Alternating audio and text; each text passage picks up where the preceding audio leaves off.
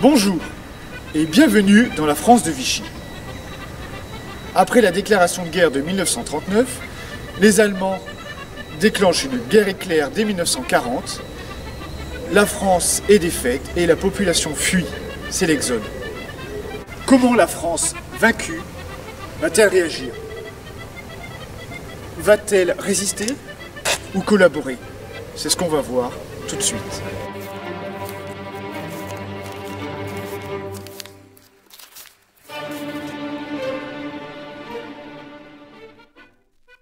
Depuis septembre 1939, la France est officiellement en guerre avec l'Allemagne.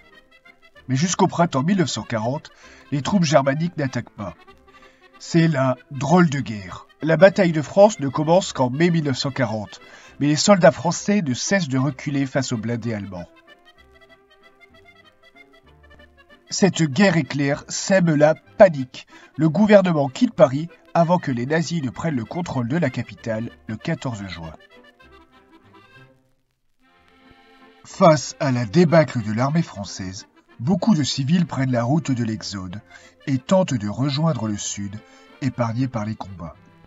Le 17 juin, le vieux maréchal Philippe Pétain, toujours auréolé de sa victoire à Verdun et entré récemment au gouvernement, prend la parole à la radio. Il prononce le discours suivant. En ces heures douloureuses, je pense aux malheureux réfugiés qui, dans un dénuement extrême, sillonnent nos routes. Je leur exprime ma compassion et ma sollicitude. C'est le cœur serré que je vous dis aujourd'hui qu'il faut cesser le combat. 5 jours plus tard, le 22 juin 1940, la France signe l'armistice dans un wagon que connaissaient bien les Allemands puisqu'ils y avaient paraphé le document actant leur défaite en 1918. Après la signature de l'armistice le 22 juin 1940, la France est coupée en deux. C'est le début de l'occupation.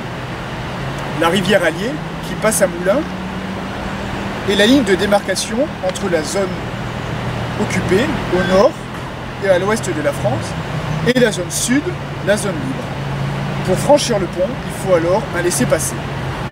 Le territoire français sera finalement entièrement occupé à partir de novembre 1942. Dans ces temps difficiles, le maréchal Pétain promet aux Français de les protéger en instaurant un nouveau régime. Le nord du pays étant envahi, le gouvernement quitte Paris et vient se réfugier ici à Vichy. Les députés et les sénateurs vont se rassembler dans le casino de Vichy et votent les pleins pouvoirs à un vieux maréchal, toujours auréolé de sa victoire à Verdun, Philippe Pétain. Le maréchal concentrant ainsi les pouvoirs exécutifs et législatifs, c'est la fin de la Troisième République. Ce régime autoritaire prend le nom d'État français, aussi qualifié de régime de Vichy. La ville thermale de Vichy a été choisie pour ses nombreux hôtels de luxe, mais aussi pour ses moyens de communication particulièrement modernes pour l'époque. Dès février 1942, Pétain souhaite montrer la responsabilité de la Troisième République dans la défaite de 1940. Le régime de Vichy organise donc ici, à Riom, un procès contre les anciens dirigeants de gauche, comme Léon Blum ou Édouard Daladier. Le régime de Vichy voulait ainsi insinuer que la République était coupable de la guerre qu'elle avait déclarée contre l'Allemagne, mais aussi qu'elle était incapable de défendre le pays.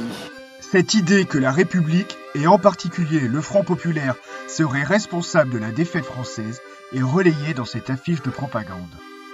À gauche, la France, délabrée, en feu, est menacée de s'écrouler en raison des fondations républicaines associées à de nombreux défauts. Le rouge des communistes et l'étoile de David, symbolisant les Juifs, sont présentés comme des menaces. À l'inverse, sur la droite, les étoiles du maréchal et le nouvel ordre de la Révolution nationale sont censés redonner la grandeur au pays. Pour incarner la Révolution nationale, la devise républicaine de liberté, d'égalité et de fraternité est abandonnée sur la monnaie.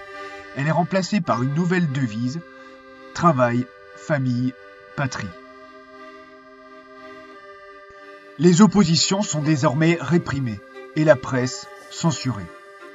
La propagande prend alors le relais pour organiser le culte du chef à travers les magazines ou les chansons, à l'image de Maréchal, nous voilà. Maréchal, nous voilà, devant toi le sauveur de la France. Nous jurons, nous tes gars, de servir et de suivre tes pas.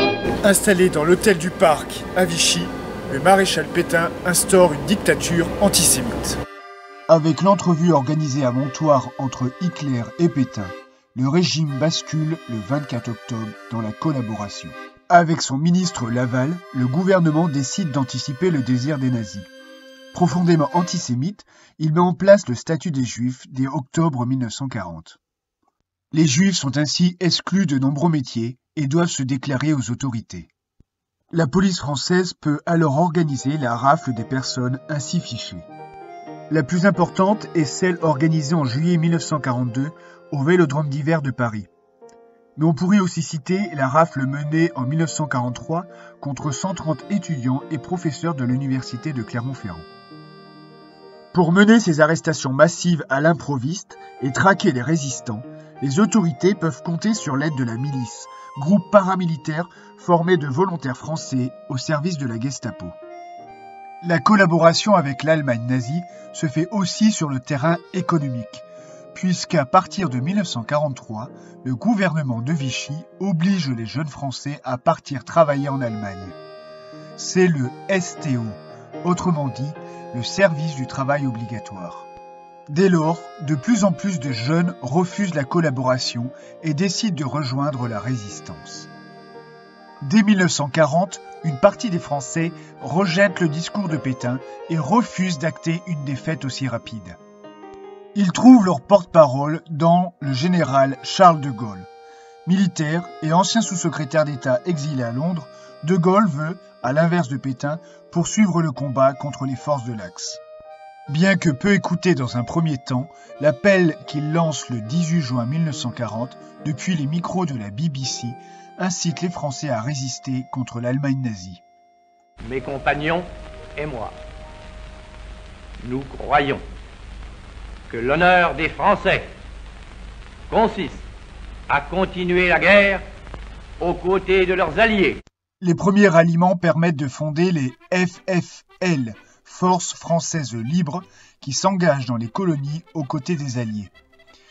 Ils veulent ainsi lutter contre l'Axe et le régime de Vichy. En métropole, une minorité refuse la collaboration pour des raisons politiques ou morales. Afin de diffuser leurs idées, les résistants s'organisent en mouvements, puis en réseaux, avec lesquels ils publient des journaux clandestins, comme Combat ou Franc-Tireur. Une partie se spécialise dans la fabrication de faux papiers, pendant que des familles accueillent ou cachent des juifs. La commune du Chambon, en Haute-Loire, s'est particulièrement distinguée, en sauvant plus de 3000 enfants cachés dans des maisons d'enfants. À l'école, l'instituteur Roger d'Arcissac inscrivait de nombreux enfants juifs sous de fausses identités. De même, le pasteur Trocmé prêchait dans le temple protestant les valeurs de fraternité gravées à l'entrée de l'édifice. Après-guerre, pour remercier les habitants du plateau qui firent bloc pour protéger les réfugiés juifs, Israël leur décerna le titre de juste parmi les nations. D'autres rejoignent le maquis pour mener des attentats, des sabotages ou autres actions armées, comme ici au Mont-Mouchet. Puisqu'ils mènent la résistance à l'intérieur des frontières de la France, on les appelle les FFI, Forces françaises de l'intérieur.